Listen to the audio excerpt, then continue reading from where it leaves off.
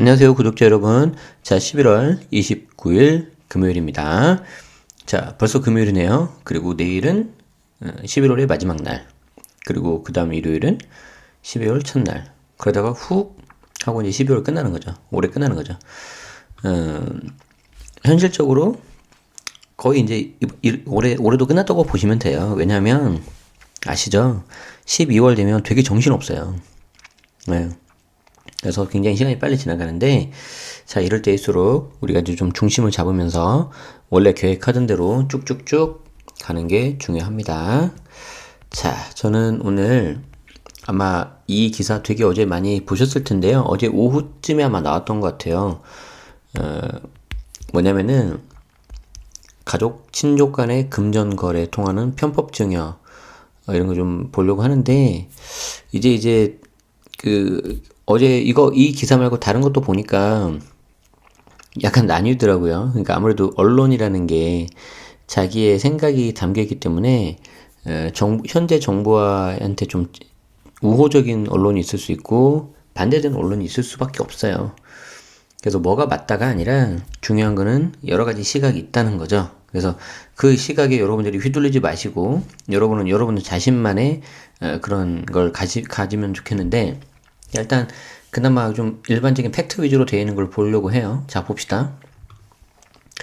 자, 고3이 서초구 11억 아파트 갭 투자 의심사례 보니 종합. 이제 좀 어쩔 수 없어요. 제목이 좀 자극적이죠. 그래서 이렇게 어그로를 좀 끈다고 해야 되나? 그건 이제 어쩔 수 없는데, 자, 봅시다. 자, 가족, 친족, 금전거래 통한 편법 증여 수법. 사업자 대출받고 용도의 사용 등도 점검. 자, 봅시다. 미성년자, 만 18세 이하인 A양은 지난 8월 자신의 돈을 한 푼도 쓰지 않고도 올해 서초구에 있는 11억 원짜리 아파트를 매입했다. 자, 전세보증금 5억 원을 끼고 부모로부터 2억 원, 할아버지 할머니 등 친족 3명에게 각각 1억 원씩 받아서 갭 투자에 나섰다. 국토교통부 등 관계기관 합동조사팀은 A양의 부모가 증여세를 낮추기 위해서 친족들에게 자신의 돈을 보낸 뒤 다시 돌려받는 분할 증여 사례로 보고 있다. 자, 이게 뭐예요? 이 A양의 부모가 돈을 6억을 한꺼번에 줘버리면은, 보세요. 이때 한꺼번에 줘버리면은 증여세율이 30%가 되니까 어떻게 한다? 자기 돈을 친족들한테 줘. 그리고 이 친척들이 다시 이게 A양한테 보내는 1억씩. 그러면 과표가 10%로 낮아지니까. 한마디로 이제 원쿠션 때리고 이렇게 들어가는 거죠. 자, 조사팀은 임대차 계약도 기존 아파트 소유주인 매도인과 오는 2024년까지 체결해서 실거주 목적이 아닌 이상 거래로 판단해 아닌 이상이 아니라, 자, 이렇게 읽어야죠. 2024년까지 체결해서 실거주 목적이 아닌 이상한 거래로 판단해서 국세청에 분석을 요청한 상태다. 어떤 케이스인지 아시겠죠? 자, 여러분들은 이걸 보면서 어떻게 느껴야 돼요? 아, 이렇게 해서 이제 이런 거는 내가 좀 생각을 했는데, 아, 이렇게 하면 되는 게 아니라 절세가 아니라 탈세구나. 탈세가 될 수 있구나. 그렇게 좀 생각을 하시면 됩니다.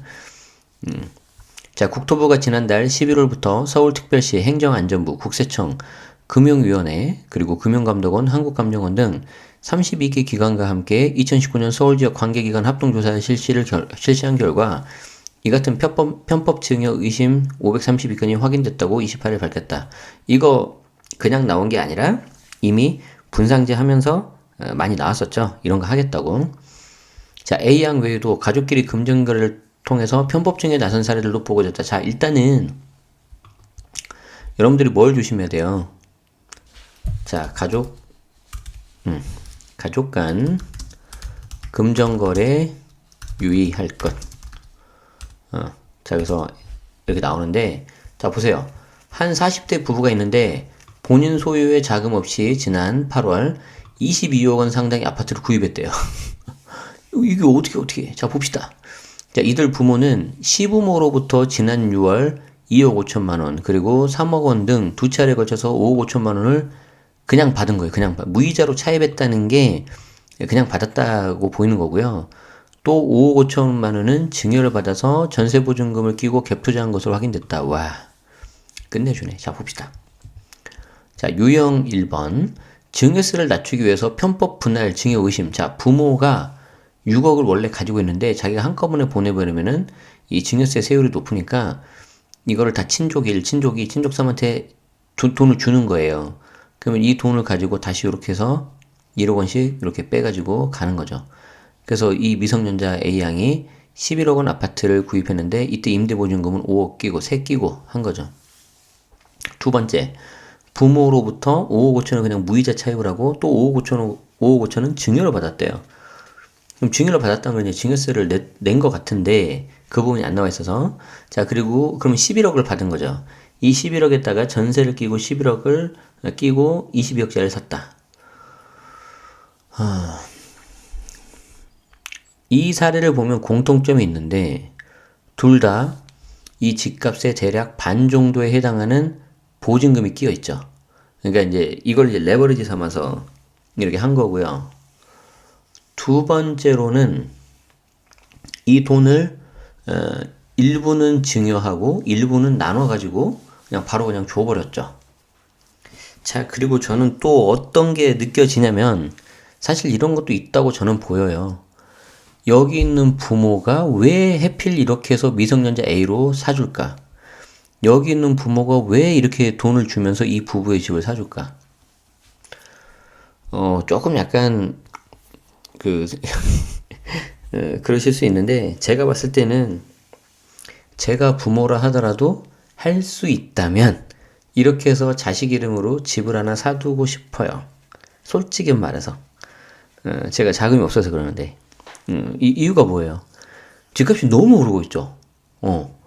자 그러면은 이 집값이 너무 오르고 있는데 이 사람들은 뭐 어떻게 보면 이게 약간 되게 슬픈 현실인데 누구나 다 이걸 알아. 집값이 너무 오르다는 거를. 그런데 이 사람들은 약간 뭔가 할 수가 있어요. 돈이 있으니까. 가지고 이거를 가지고 미리 해줘 버리는 거죠. 이렇게 되면은 뭐가 문제가 돼요? 사회적으로 부의 대물림, 어떤 양극화 이제 이런 게 문제가 되는 거죠. 야 그래서 참 이게 쉽지 않다. 이런 게 참 어렵네요. 그죠? 안타깝습니다. 근데 이런 사례가 제가 이제 이게 좋다 나쁘다 그런 게 아니고 좀 이게 이런 과정을 하는 데 있어서 당연히 합법적으로 하면 문제가 안 되죠. 근데 이러면서 이제 편법 증여를 하니까 이제 문제가 되는 건데 자 이제 한편으로 이제 뭐가 그러냐면 사실 이런 식으로 하는 게 뭐 이번만 그랬겠냐고요. 지금까지 다 그렇게 했다는 거죠. 그래서 여기에 대해서 이제 계속해서 이런 식으로 부의 어떤 대물림 현상이 일어나고 있는데 자, 계속 봅시다. 이와 함께 지난 9월 32억 원 아파트를 구입한 40대 C씨는 동생에게 빌린 7억 2천만 원과 은행 대출, 부동산 매각 자금 등의 자금과 전세보증금 16억으로 매입을 했다는 거죠. 여기도 근데 32억의 보증금이 16억이네? 약간 하나 공통점이 있는데? 해당 아파트 가격에서 임대보증금이 거의 한 50%를 차지하는 거네요. 자, 하지만 동생에게 빌린 돈은 차입 관련 증명서로나 이자 납부 내역 등이 없어서 국세청의 조사를 받게 될 전망이다. 자, 그래서 여기 보시면 그럼 이걸 역으로 말하면 뭐예요? 가족 간에 빌린 돈은 차입 관련 증명서로나 이자 납부 내역이 있어야 된다는 거죠. 자, 가족 간 금전 거래 시 차입 관련 증명 서류, 이자 납부 내역 등 필요. 그러니까 이제 실제 돈 거래를 하고 이를 증명할 것. 그러니까 말 그대로 이게 편법 증여가 아니려면 정말로 부모 자식 간에 뭐 돈 1억, 2억 이렇게 빌려주라는 거예요. 그리고 여기에 대해서 이자를 받으라는 거죠. 그리고 이자 받자마자 다시 돌려주면 안 되고요. 근데 이자를 내가 주려면 이 자식들이 소득이 있어야 되잖아요. 그래서 예를 들어서 이런 경우에는 소득이 있을 수 있죠. 이 부부가. 근데 이런 거는 문제가 되잖아요. 미성년자 소득이 있어 없어요? 안 되잖아요. 그러니까 이게 문제가 되는 거죠. 이게. 그 마음은 제가 이해는 하는데 이건 좀 아니잖아요. 그쵸? 자, 한편 관계기관 합동조사팀은 이번에 대출 용도의 사용 등 규정 미준수 의심 사례 23건을 확인해서 관계기관의 점검을 받도록 했다. 자, 40대 D씨는 부모가 받은 개인사업자 대출 약 6억 원을 지난 9월 용산구에 있는 26억 원 상당의 주택 매수에 사용해서 대출 규정을 위반했다. 자, 그러니까 무슨 말이에요? 개인 사업자 대출이기 때문에 말 그대로 이게 사업자 용도로 써야 되는데 그 사업자 용도로 어떤 사업에 쓰는 게 아니라 그걸로 주택 매수에 사용해 버렸다는 거죠. 그러면 이제 대출 규정이 위반됐다는 거죠. 자, 그래서 죄송합니다. 저기 계속 뜨네. 대출 규정 위반 경우. 그러니까 개인 사업자 대출 받았는데 이를 사업 용도가 아닌 주택 매수에 활용. 자, 이렇게 되면은 대출 규정 위반. 자, 그래서 이런 식으로 이제 잡는다는 거죠. 자, 그리고 40대 E씨도 금융회사에서 개인사업자 주택 매매업 대출 이걸 받았는데, 자, 보세요. 자, 개인사업자 주택 매매업 대출 받았는데, 이거를 24억을 받아서 42억짜리 아파트를 매입했대요. 와. 근데 이게 이제 주택 매매업이니까 사고 팔고 매매업으로 해야 되는데 정작 본인이 거주해서 관계기관의 점검을 받게 됨. 이렇게 된다는 거죠. 그러니까 대출 용도에 안 맞는다는 거예요. 그래서 이런 것들도 여러분들이 충분히 숙지하시고 이렇게 하셔야 됩니다. 자, 그래서 사실 이거는 지난번에 분상제 발표를 하면서 관련된 점검을 해서 발표하겠다라고 이제 정부가 이미 말했어요. 그래서 충분히 예상을 했었는데 이런 걸 보면 이제 어떤 거를 집중적으로 보는지 아시겠죠? 과다 차입한 사례, 그리고 대출을 용도에 맞지 않게 쓴 사례, 그리고 편법 증여. 그래서 명의를 빌려가지고 하는 경우. 그래서 이런 게 이렇게 하면 된다 그게 아니라 이렇게 하면 탈세예요, 탈세. 그렇기 때문에 누가 이렇게 해가지고 예를 들어서 뭐 안 걸리고 넘어갈 수도 있어요. 근데 그렇다고 해서 그게 맞는 건 아니에요. 단지 운이 좋았을 뿐이죠. 그렇기 때문에 그 부분은 여러분들도 조심하시고 유의하시기 바랍니다. 앞으로 이런 사례는 계속해서 좀 많이 나올 것 같아요. 이게 참 이게 그렇다, 그죠? 그래서 이 부분을 좀 이렇게 여러분들도 잘 눈여겨보시고 유의하시기 바랍니다. 자, 오늘 방송 이렇게 볼 건데요. 제가 이제 그 데일리 뉴스를 주중에 하고요. 그래서 월화수목금 이렇게 하고요. 토요일하고 일요일은 좀 부득이하게 쉬게 됐습니다. 그래서 토일 같은 경우에는 좀 제가 그 다음 주에 하는 컨텐츠에서 이제 이 데일리 뉴스 말고 저도 이제 따로 그 개인 또 영상을 좀 해야죠. 그래서 그런 부분 좀 기획하고 있고요. 좀 꾸준히 할 수 있고 여러분들에게 실질적으로 도움이 되는 내용들을 이렇게 좀 하고 있습니다. 하려고 합니다. 그래서 많이 응원해 주시고요. 그리고 제가 보니까 그 조회수에 그 구독을 안 하시고 보시는 분들도 되게 많으신데 이제 구독을 하시면은 그런 새로운 영상이 나올 때 바로바로 좀 알 수 있으니까 좀 놓치지 않고 잘 보시려고 하시는 분들은 같이 보시면은 좋을 것 같습니다. 네, 그래서 이렇게 오늘은 방송 여기까지 하도록 하죠. 자, 벌써 금요일이죠. 그리고 이제 11월 이제 거의 마지막 다 끝나가는 상태에서 금요일이 되기 때문에 정말 이게 좀 이제 월요일이 되면은 되게 뭐 정말 이제 딱 느낌이 새로울 것 같아요. 그래서 여러분들 주말 잘 보내시고요. 저는 또 주말에 그 지방을 또 갑니다. 그래서 이제 지방에 계신 분들 이번에 또 만나면은 반갑게 인사하고요. 또 이렇게 보면은 좋을 것 같습니다. 사실 솔직히 말하면 저도 이제 가끔 가다가 이렇게 막 멀리 강의를 하고 좀 그러면 좀 솔직히 힘들 때도 있어요.